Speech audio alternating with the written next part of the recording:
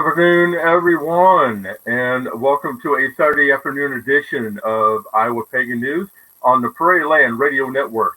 This afternoon, we are joined live by Twila York, who is one of the coordinators for Chicagoland Pagan Pride. They're doing their virtual Pagan Pride this afternoon. So welcome there, Twila. I'm glad that you had time enough to join me. Thank you for having me. Oh, I've been waiting on this one. This waiting on. Oh, thank you. It's always a pleasure in order to be on any broadcast and opportunity to talk about Chicago Pagan Pride. It's been my baby for 7 years this year, so I know work. Yeah, and I know that you and I have been connected for quite a while, but this is actually the first time that you and I have had a chance to sit down and talk, actually. Yes, you are correct. which is not uncommon in my world. Years ago, I went to Parliament of World Religions, and I had people coming up to me, all excited to meet me, and I'm just going, trying to go through that Rolodex in your head. And I actually had never met them. We had just been connected through Facebook, and then now that connection was happening. So Gotcha. It happens quite often. Yeah, I believe that. I truly do. So how are things progressing today? It's chaotic. I sent you a photo of what I'm actually living with right now, which is 3 computers and a phone, trying to manage 2 live recordings and all the social medias, our emails, just in case anybody sends in, as well as the Discord server. So because we're hosting Pagan Pride on Twitch and on Discord this year, we're trying something different than what we've seen with some of the other Pagan Prides and other events, because Discord does require a separate account, but it's really allowing people to have chats and like chat room style, and it's allowing us to host 12 different workshops. And some of the other forums that we would have hosted on would have limited that. So it's been working in our favor as far as the quality of connectivity. We're just not necessarily seeing the level of attendance we necessarily want. So give and take. Okay, well, it's always a toss-up, especially with attendance for Pagan Pride, anywhere you go, I think. Yes, we very much agreed. Chicago has seen a lot of changes. Back in 2018, we had about 1,000 people at our event when we were last at Mills Park and Oak Park. Unfortunately, they changed their bylaws, so we were no longer able to host in 2019. So our attendance dropped to about 250 because we moved to an indoor location in Chicago that was donated to us, Q4 radio station. And then now 2020 with COVID, now we're in a whole new ballgame again with being online and doing this virtual connectivity. Right. Well, and I think a lot of people and a lot of groups are having to make several changes this year. And out of everyone who I've talked to, whether it be performers, business owners, you name it, they've all said the same thing, is that things have changed drastically this year, and everybody's really hoping that we'll be able to get back to a sense of what everybody's referring to as our new normal by next year, hopefully. We're hoping for that too. While it's a blessing to be able to have what we have, and this technology is making this event even possible, it's not the same as being able to be in person and to be able to connect people with one-on-one. So we're taking advantage with what we can and utilizing and making the best of the situation. And also, I will say the silver lining in this situation is that it is putting the technology front and center in a lot of pagan groups who were very hesitant on using it, to hopefully in the future, even if when we do get back in person, we are doing live events, we'll be able to utilize this technology for those who are unable to attend, or open it up to a broader audience. And so I'm really hoping that at least is the silver lining, the plus side, that everyone can take from 2020, especially the pagans and the larger community, is like, how can we utilize this technology? Yes, we're hosting an in-person event, but it wasn't that difficult to live stream. Why not we do this, and or start a chat or do something to bring in more workshops to people that can't necessarily get into the cities or attend a workshop live. So hopefully this will be something that we'll see utilized in the future. Well, I know that that is a good thing with the technology that we do have now, is that we can bring these events to a broader audience and even reach out further with our events to be able to bring more people into it and bring awareness of what we're doing as a community. It's so important. 2020 has really slapped a lot of us in the face hard, and community is what's keeping us together. And I started running Chicago Pagan Pride 7 years ago. This is my 7th year running the event, and I've been involved with it for 12 total. And when I started getting involved from day one, even when I was just volunteering on the basic level, it was all about community to me. The workshops great, the entertainment great, the ritual great, like all of that was just like icing and sprinkled and chocolate sauce and everything else added onto that on the cake. That was community, and that's what I've always strived for with Chicago Pagan Pride, is creating this community, making connections. That's also why when Parliament was in the United States 8, 9, however many years ago, I attended as a representative from Chicago specifically to make those connections even beyond the Chicago area. And actually, because of those connections, we have 2 speakers today that was directly because of Parliament, which was Ethan Stark, who taught about heathens against hate and toxic paganism. And then Donathan Arthian is going to be talking about the illusion of self-sufficiency. And those were 2 connections I specifically made at Parliament when I attended years ago. And for your listeners who don't know what I'm talking about, I'm not talking about Parliament in England. Parliament of World Religions is an organization that was established in Chicago before the Great Fire, that at that time was about the East meeting the West and all these vastly different cultures and religions meeting up and trying to figure out how to live together. And then they went on for a few years, stopped, and then started up again, and now it's every 4 years-ish, and it rotates between countries. And the last time they had, I think it was 2 years ago, let's say 2 years ago, and it was over in Toronto. Oh, wow. Yeah. So pagans had to fight tooth and nail to get a footing within that event, to get representation, to get teachers, and so we've been able to. We're still fighting to stay within it, but at least there is lots of pagan content. There's lots of pagans there, and all of that getting into Parliament was made possible because of Pagan Pride. I was working Chicago Pagan Pride for a few years, and Angie Buchanan of Earth Traditions reached out to me directly about, hey, do you know about this event? One thing led to another, and this community, this connection just kept building. Chicago Pagan Pride we made a direct connection with individuals, and now they're talking at our event, and that's what's so important to me. Nice. Very nice. I'll have to try to make contact with those 2 speakers. Since how we have the same common goal here at Iowa Pagan News, where our new thing is that we are building community with unity. That is the main thing for both Iowa Pagan News and Prairie Land Radio Network that I have established here in eastern Iowa. And now that I've got a partner with me, it's become even stronger. That's the reason why now, instead of doing this podcast, we're now switched over to doing video, so that we can reach out further and bring in more people too.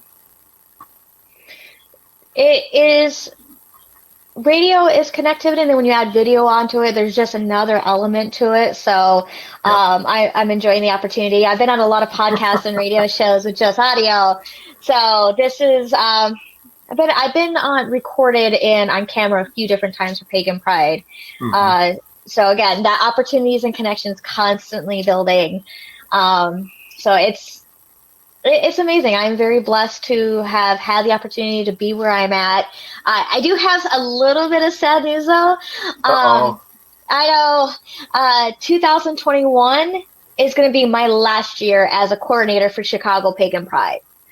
Oh, wow. So you're stepping down. After 8 years being in charge, I have no children, all of the gray hairs strictly from Pagan Pride. I'm stepping down and passing it on to Matt Williams. He's actually our technomancer behind the scenes this evening with Twitch and like that, as far as making sure that everything is running smoothly. And hence why he's not on the call with me. But he will be the one taking the mantle next year. He has done an amazing job. He cares about it the same way that I do. He has the love of community the same way that I do. He's got lots of experience, including running his own radio show for 5 years, I found out. So I really think he's going to take Pagan Pride to the next level. And I will still be around. I'm not disappearing or anything like that. It's just you get a time when you know you have to do something else or a time to move on, and that's where I'm at now. So I'm hoping next year will be in person so I can go out like last year being an in-person event. But whatever is thrown at us, we'll make the best of it. Cool. Okay, now for those of you who are tuning in to our interview this afternoon, be sure to click on the actual link on Facebook so that I can see who's making the comments. Because I would love to get to know you and get to know who's joining us this afternoon. So be sure to allow a comment for both Facebook and also StreamYard. That definitely helps. Because the comment was made so that they definitely understand about the gray hair. I have plenty of it myself. And for your listeners too, if you want to reach out to me directly, you can reach out to staff at chicagopaganpride.org as an email, or our website is chicagopaganpride.org, and you can get our contact information on there. So I'll be happy to answer any questions if you don't want to comment right now, or if you're listening at a later time. I'm always happy to help where I can and answer questions and make connections. It's not uncommon where I get emails about, hey, do you know someone in the Chicago area who does, reads bones or something like that? And even if I don't know them directly, I can at least get them on the path to find this resource. Because Chicago, one of the wonderful things about Chicago is that it has just about everything. And including practitioners. They may not be public, they may be secret and private, but they're here. And it just getting in within that community and talking and getting connected is always important. Oh, yeah, I definitely agree there.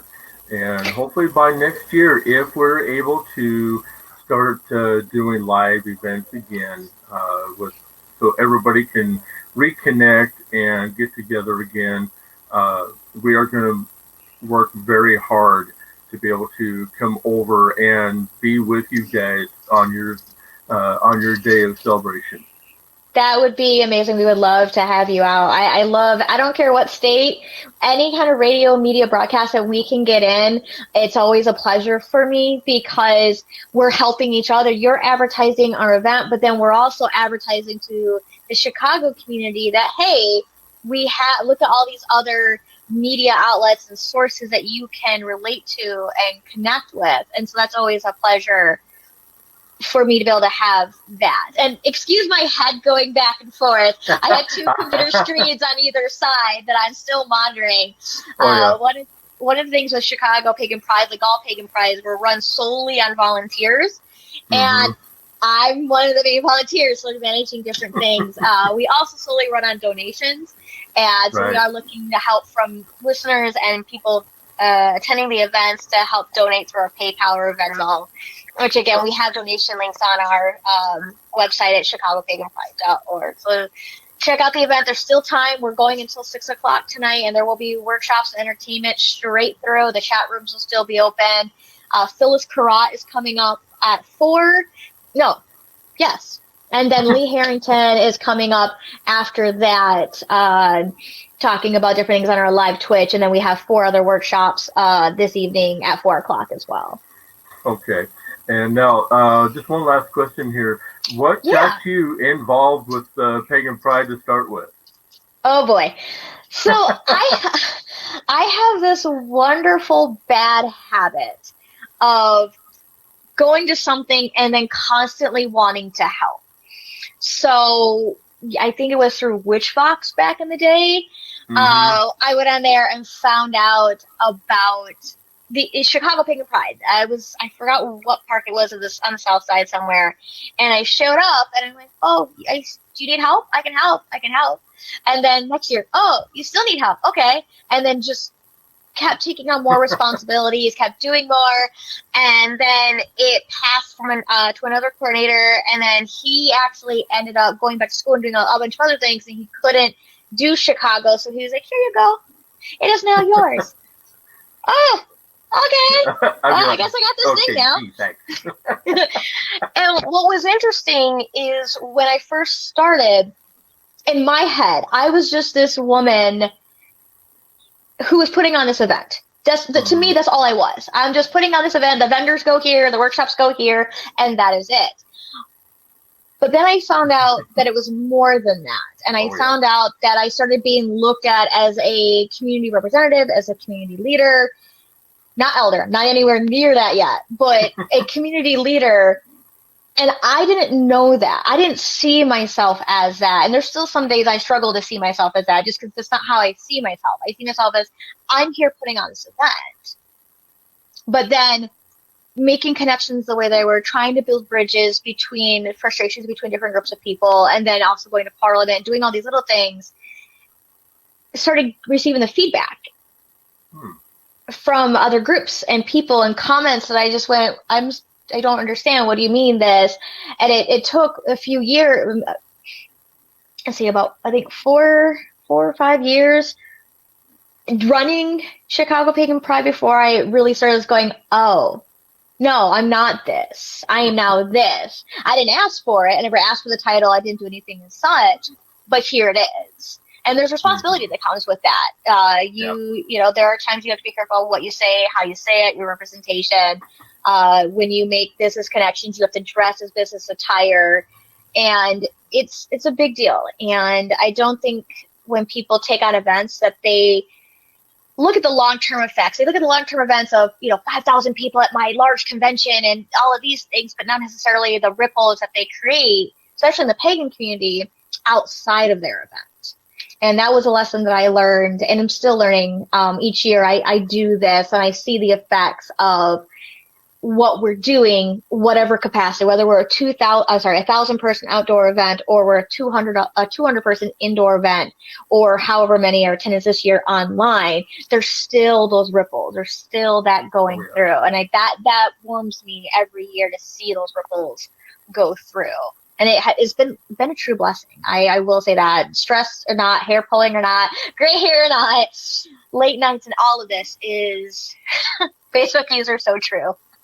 Um, all of it has been worth it, and I have been yelled at by people. I've been screamed at, and I've had the anti-paganism comments, and I've dealt with all of that. But I've also dealt with, I was lost until I found this. I don't get to see these people besides this. You opened up a world to me. There's so much love here. There's so much positive energy here. There's so much beauty here.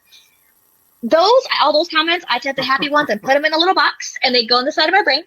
And when something bad happens, I just kind of open that box a little bit and let the good things come out, because sometimes you get smothered a little bit with the negative. So keeping the positive opportunities and comments and relationships I've had, and keep those somewhere so I can open and feel them really. Yeah. The amount that's in there has been just wonderful. Yeah, and plus you also have the opportunity to try to turn some of those negatives into a positive comment. That's also expected of a community leader as well. Even though, yeah, I know a lot of us don't really feel that we are. I mean, it's something that we want to do, that we love doing, and that we're just doing what we feel is the correct way of doing it. So that's the way that I've always looked at it. And it's I have not been perfect. I will never claim to that. And Same here, I dear. have face first into the ground a few times, but I'm able to laugh at myself multiple times when I have fallen. But I've also been able to learn from it and bring that to the next day, into the next moment. And the people I have interacted with have helped, not trained me in the sense of these are the ways, but the way that they live their life, the way that they connect with people, the way that they view it, it has really allowed me to develop myself more and my worldview more. Mm-hmm. And there's quite a bit of stories and laughter. And Chicago Pagan Pride, no matter what I go on to, will always be one of the most important things that has ever happened to me. To me, more importantly, in college, because, and then I wouldn't say more important than my marriage, because that's not, I love my husband. I don't love my husband the same way that I love Pagan Pride. But it's up there with my wedding as far as the massive amount of change and inspiration and drive and push that it has allowed me to be. And I love it. I'm also like glowing energy right now because I hear like workshops going on the side, and I see my windows popping up with chat, and that makes me happy. That means there's engagement, and that's what I always want from Pagan Pride, and not just from Chicago Pagan Pride. Pagan Pride, for listeners who don't know, is an international organization. So there's Pagan Prides all over the country and all over the world, and that saying international.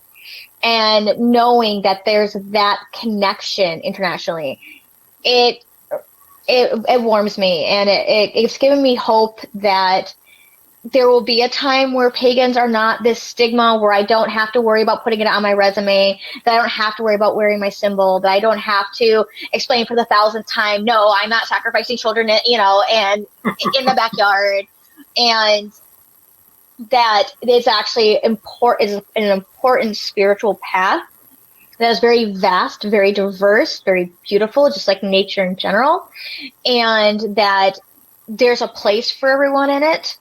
And even if your place in it is being a Christian who's watching and being supportive, there's still that space. And I think as more people understand that, embrace that, we'll see more growth. We'll see more connectivity. We'll see this when we talk about interfaith. We're not just going to talk about the three, Abrahamic faith when we talk about interfaith. We're going to talk about all of them, and it's something I'm looking forward to see as we move forward, and then utilizing this technology to allow those bridges, to allow that communication, to allow that community growth to happen. I definitely agree with you. And the one statement that I had made giving a sermon to the local UU church here back a while ago was the fact that I made reference to,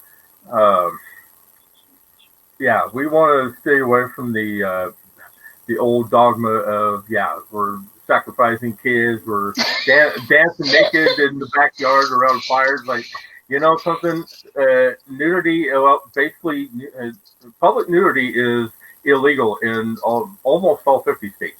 So, so that's it, no. I also get cold really easy, and I don't like, I like being out in nature, but I don't like mosquito bites and like that. So they're very, like, but they're, I'm really hoping that the stigma changes though. And I also want to change the stigma off of being these hippies that are just all up in the clouds and always smoking something or doing something, and like this idea of like the hippie love child, that while that is some practitioners of the faith, that's also a stereotype that we also have that's not necessarily accurate.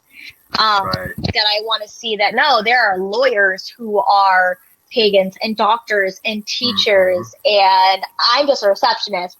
But I have friends who he owns hotels. He owns multiple hotels, and he's pagan. And so this idea that, but he can't come out of the broom closet because it might compromise some of his business deals. And that I want to see gone. I want to see that your faith doesn't, you can be as open with your faith, and everyone goes, oh, okay, you're pagan, cool. Just like people can do with, oh, you're Christian, or you're Jewish, oh, you're Muslim, which actually, Right. unfortunately, Muslim still has that. But I want to see all of that God. I don't care what you practice. What are you living? Are you living peace and happiness and joy and love? Are you spreading that out? That's what I care more about. Right. And so do I. That's exactly the way it should be. And Raina, it's good to see you be a part of this chat as well. Thank you for tuning in. Definitely appreciate it. And Misty, good afternoon there, dear. Yes, we got things figured out here on my end, I think, anyway. I'm still playing. We're still playing around with this, but so far things are good. So I know you're paid. I really know you're paid. Okay, now I don't want to keep you too much longer because I know you got a lot of things that you've got to attend to yet. So I just definitely wanted to say thank you for taking time out to join me this afternoon.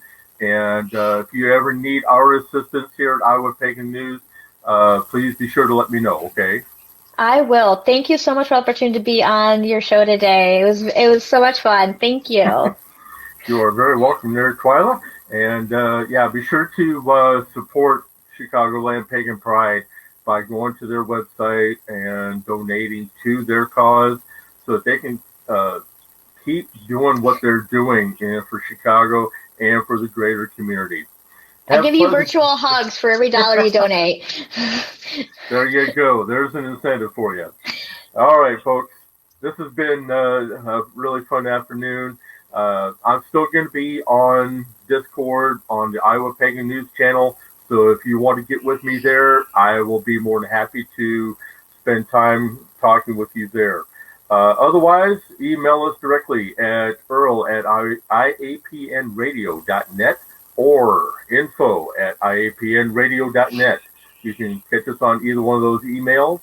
And then be sure to check out iapnradio.net. We can stay tuned to everything going on here at Iowa Pagan News. Pleasant journeys, everyone. Have a good weekend.